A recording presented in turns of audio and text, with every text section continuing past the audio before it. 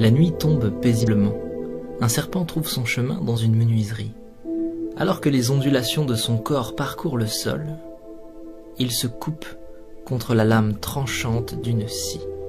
Le serpent se dresse et frappe violemment la lame dentelée.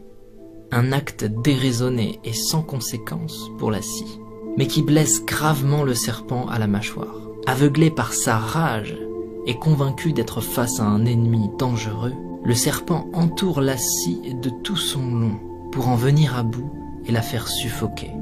Une nouvelle attaque sans incidence sur l'ennemi, un ennemi pourtant sans conscience, vainqueur malgré lui d'un combat sans adversaire. Le serpent se tue lui-même sous l'effet de sa propre étreinte contre une lame aiguisée et apathique. Ignorant, le serpent est mort dans un combat contre lui-même, tué par sa propre colère. Le message est fort ici.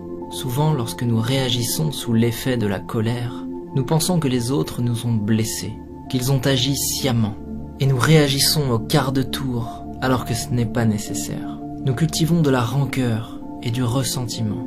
Parfois même nous espérons la souffrance d'une autre personne. Mais en faisant cela, nous ne faisons que nous couper avec la lame de notre propre rage. Et cette énergie malsaine que nous déversons autour de nous n'atteint personne d'autre que nous-mêmes. De tels sentiments sont souvent inoffensifs pour ceux dont ils sont la cible et profondément néfastes pour notre propre cœur. Lorsque nous réagissons sous l'effet de la colère, plutôt qu'avec compassion, personne ne gagne. Ignorer la négativité est toujours plus sain. Pardonner, accepter et laisser passer est toujours plus habile.